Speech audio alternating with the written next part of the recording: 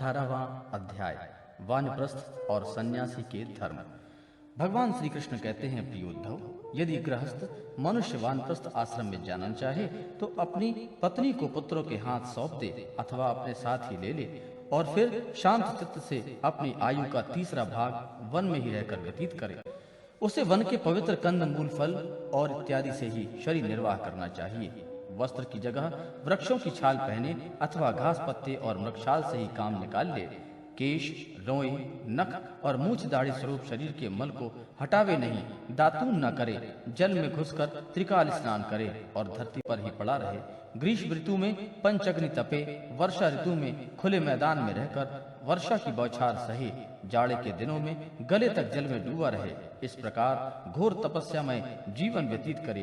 कंदमूलों को केवल आग में भूनकर खा ले अथवा समयानुसार पके हुए फल आदि के द्वारा ही काम चला लेवे। उन्हें कूटने की आवश्यकता हो तो ओखली में या सिल पर कूट ले, अन्यथा दांतों से ही चबा चबा कर खा ले। वानप्रस्थाश्रमी को चाहिए कि कौन सा पदार्थ कहाँ से लाना चाहिए, किस समय तक लाना चाहिए, कौन कौन पदार्थ अपने अनुकूल हैं, इन सब बातों को जानकर अपने जीवन निर्वाह के लिए स्वयं ही सब प्रकार के कंद मूल फल आदि ले आवे। देश काल आदि से अनभिज्ञ लोगों से लाए हुए अथवा दूसरे समय से संचित पदार्थों को अपने काम में न लेवे। नीवार आदि जंगली अन्न से ही चरु पुरोडाश आदि तैयार करे और उन्हीं से समयोचित अग्रयाण आदि वैदिक कर्म करे। वानप्रस्थ हो जाने पर वेद विहित पशुओं द्वारा मेरा यजन करे और वेद विद्ताओं में वान प्राणी के लिए अग्निहोत्र, दर्श, पौर्णमास और चतुर्मास आदि का वैसा ही विधान किया है जैसे गृहस्थों के लिए है। इस प्रकार घोर तपस्या करते करते मांस सूख जाने के कारण वानप्रस्थी की एक एक नस दिखने लगती है। वह इस तपस्या के द्वारा मेरी आराधना करके पहले तो ऋषियों के लोक में जाता है और फिर वहां से मेरे पास आ जाता है, क्योंकि तप मेरा ही स्वरूप है। प्रिय उद्धव, जो पुरुष बड़े कष्ट से किए हुए मोक्ष देने वाले इस महान तपस्या को स्वर्ग, ब्रह्मलोक आदि छोटे मोटे फलों की प्राप्ति के लिए करता है, उससे बढ़कर मूर्ख और कौन होगा। इसलिए तपस्या का अनुष्ठान निष्काम भाव से ही करना चाहिए। प्यारे उद्धव, वानप्रस्थी जब अपने आश्रमोचित नियम का पालन करने में असमर्थ हो जाए, बुढ़ापे के कारण उसका शरीर कांपने लगे, तब यज्ञाग्नियों को भावना के द्वारा अपने अंतःकरण में आरोपित कर ले और अपना मन मुझ में लगाकर अग्नि में प्रवेश कर जाए। यह विधान केवल उन्हीं के लिए है जो विरक्त नहीं हैं। यदि उनकी समझ में यह बात आ जावे कि काम्य कर्मों से उसके फलस्वरूप जो लोग प्राप्त होते हैं वे नरकों के समान ही दुखपूर्ण हैं और मन में लोक परलोक से पूरा वैराग्य हो जाए, तो विधि पूर्वक ज्ञान अग्नियों का परित्याग करके संन्यास ले ले। जो वानप्रस्थी संन्यास होना चाहे वह पहले वेद विधि के अनुसार 8 प्रकार के श्राद्ध और प्रजापत्य यज्ञ से मेरा यज्ञ करे। इसके बाद अपना सर्वस्व ऋत्विज को दे दे, यज्ञग्नियों को अपने प्राणों में लीन कर ले और फिर किसी भी स्थान, वस्तु और व्यक्तियों की अपेक्षा न रख करके स्वच्छंद विचरण करे। उद्धव जी, जब ब्राह्मण संन्यास लेने लगता है तब देवता लोग स्त्री पुत्र आदि सगे संबंधियों का रूप धारण करके उसके संन्यास ग्रहण में विघ्न डालते हैं। वे सोचते हैं कि अरे, यह तो हम लोगों की अवहेलना कर हम लोगों को लांघ कर परमात्मा को प्राप्त होने जा रहा है। यदि सन्यासी वस्त्र धारण करे तो केवल लंगोटी लगा ले और अधिक से अधिक उसमें ऊपर का एक ऐसा छोटा सा टुकड़ा लपेट ले जिससे कि लंगोटी टक जाए, अथवा आश्रमोचित दंड और कमंडलू के अतिरिक्त और कोई भी वस्तु अपने पास न रखे।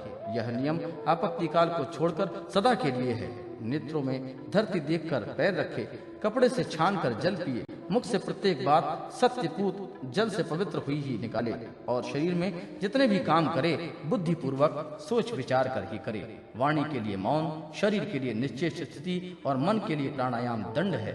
जिसके पास ये तीनों दंड नहीं है वह केवल शरीर पर बांस दंड धारण करने से ही दंडी स्वामी नहीं हो जाता। सन्यासी को चाहिए कि जातिच्युत और गोघाती आदि पतितों को छोड़कर चारों वर्णों की भिक्षा ले। केवल अनिश्चित 7 घरों से जितना मिल जाए उतने से ही संतोष कर लेवे।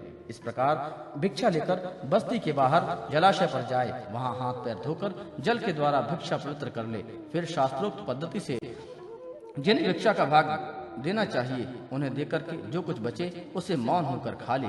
दूसरे समय के लिए बचा कर न रखे और न अधिक मांग कर ही लाए। सन्यासी को पृथ्वी पर अकेले ही विचार करना चाहिए, उसकी कहीं भी आसक्ति ना हो, सब इंद्रियां अपने वश में हो। वह अपने आप में मस्त रहे, आत्म प्रेम में ही तन्मय रहे, प्रतिकूल से प्रतिकूल परिस्थितियों में भी धैर्य रखे और सर्वत्र समान रूप से स्थित परमात्मा का अनुभव करता रहे। सन्यासी को निर्जन और निर्भय एकांत स्थान में रहना चाहिए। उसका हृदय निरंतर मेरी भावना से विशुद्ध बना रहे। वह अपने आप को मुझसे अभिन्न और अद्वितीय अखंड के रूप में चिंतन करे। वह अपनी ज्ञान निष्ठा के चित्त बंधन और मोक्ष पर विचार करे तथा निश्चय करे कि इंद्रियों का विषयों के लिए विक्षिप्त होना, चंचल होना बंधन है और उनको नियम में रखना ही मोक्ष है। इसलिए सन्यासी को चाहिए कि वह मन एवं पांचों ज्ञानेंद्रियों को जीत ले, भोगों की क्षुद्रता समझकर उनकी ओर से सर्वथा मुख मोड़ ले और अपने आप में ही परम आनंद का अनुभव करे। इस प्रकार वह मेरी भावना से भरकर पृथ्वी में विचरता रहे। केवल भिक्षा के लिए ही नगर, गांव, अहीरों की बस्ती, यात्रियों की टोली में जाए। पवित्र देश, नदी, पर्वत, वन और आश्रमों में परिपूर्ण पृथ्वी पर बिना कहीं ममता छोड़े घूमता फिरता रहे। भिक्षा भी अधिकतर वानप्रस्थियों के आश्रम से ही ग्रहण करे, क्योंकि काटे हुए खेतों के दाने से बनी हुई भिक्षा शीघ्र ही चित्त को शुद्ध कर देती है और उससे बचा खुचा मोह दूर होकर के सिद्धि प्राप्त हो जाती है। विचारवान सन्यासी दृश्यमान जगत को सत्य वस्तु कभी न समझे, क्योंकि यह तो प्रत्यक्ष ही नाशवान है। इस जगत में कहीं भी अपने चित्त को लगाए नहीं। इस लोक और परलोक में जो कुछ करने पाने की इच्छा हो उससे विरक्त हो जाए। सन्यासी विचार करे कि आत्मा में जो मन, वाणी और प्राणों का संगत रूप यह जगत है, वह सारा का सारा माया ही है। इस विचार के द्वारा इसका बोध करके अपने स्वरूप में स्थित हो जाए और फिर कभी उसका स्मरण भी न करे। ज्ञाननिष्ठ, विरक्त, मुमुक्षु और मोक्ष की भी अपेक्षा न रखने वाला मेरा भक्त आश्रमों की मर्यादा में बद्ध नहीं है। वह चाहे तो आश्रमों और उसके चिन्हों को छोड़ छाड़ करके वेद शास्त्र के विधि निषेधों से परे होकर के स्वच्छंद विचरे।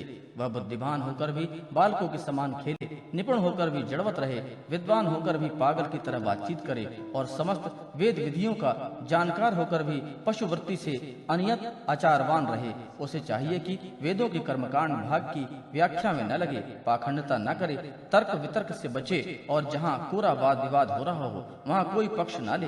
वह इतना धैर्यवान हो कि उसके मन में किसी भी प्राणी के उद्वेग न हो और वह स्वयं भी किसी प्राणी को उद्विग्न न करे।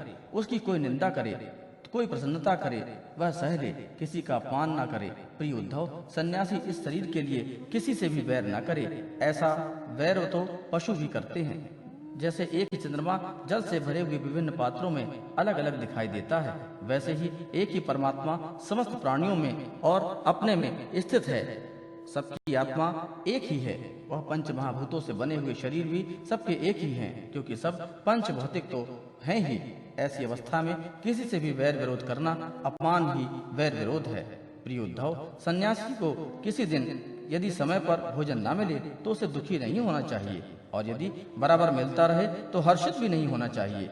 उसे चाहिए कि वह धैर्य रखे, मन में हर्ष और विषाद दोनों प्रकार के विकार न आने दे, क्योंकि भोजन मिलना और न मिलना दोनों ही प्रारब्ध के अधीन हैं। भिक्षा अवश्य मांगनी चाहिए, ऐसा करना उचित ही है, क्योंकि भिक्षा ही प्राणों की रक्षा करती है। प्राण रहने से ही तत्व का विचार होता है और तत्व विचार से ही तत्व ज्ञान होकर के मुक्ति मिलती है। सन्यासी को प्रारब्ध के अनुसार अच्छी या बुरी जैसे भी भिक्षा मिल जाए उसी से पेट भर लेना चाहिए। वस्त्र और बिछौने को जैसे भी मिल जाए उनसे ही काम चला लेना चाहिए। उसे अच्छेपन या बुरेपन की कल्पना न करनी चाहिए। जैसे मैं परमेश्वर होने पर भी अपनी लीला से ही शौच आदि शास्त्रोक्त नियमों का पालन करता हूँ, वैसे ही ज्ञाननिष्ठ पुरुष भी शौच, आचमन, स्नान और दूसरे नियमों का पालन से ही आचरण करे। वह शास्त्र विधि के अधीन होकर के विधि किंकर होकर न करे, क्योंकि ज्ञाननिष्ठ पुरुष को भेद की प्राप्ति ही नहीं होती। जो पहले थी वह भी मुझ सर्वात्मा के साक्षात्कार से नष्ट हो गई।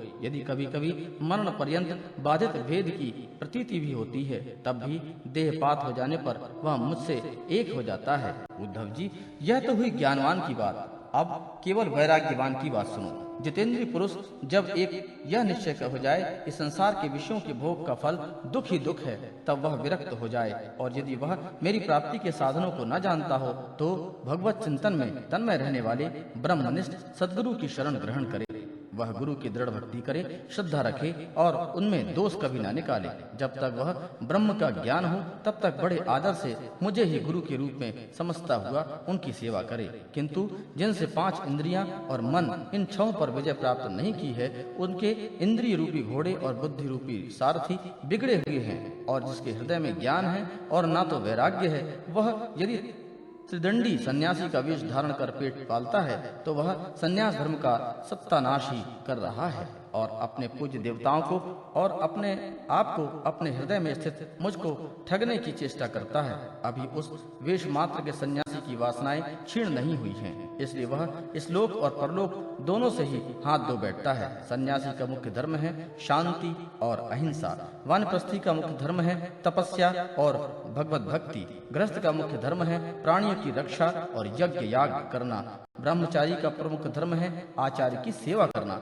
गृहस्थ भी केवल ऋतु काल में ही अपनी स्त्री का सहवास करे, उसके लिए भी ब्रह्मचर्य, तपस्या, शौच, संतोष और समस्त प्राणियों के प्रति प्रेम भाव ये प्रमुख धर्म है। मेरी उपासना तो सभी को करनी चाहिए। जो पुरुष इस प्रकार अनन्य भाव से अपने वर्णाश्रम धर्म के अनुसार मेरी सेवा सदैव करते रहते हैं और समस्त प्राणियों में मेरी भावना करते रहते हैं, उसे मेरी अविचल भक्ति प्राप्त हो जाती है। उद्धव जी, मैं संपूर्ण लोकों का एकमात्र स्वामी, सबकी उत्पत्ति प्रलय का परम कारण ब्रह्म हूँ।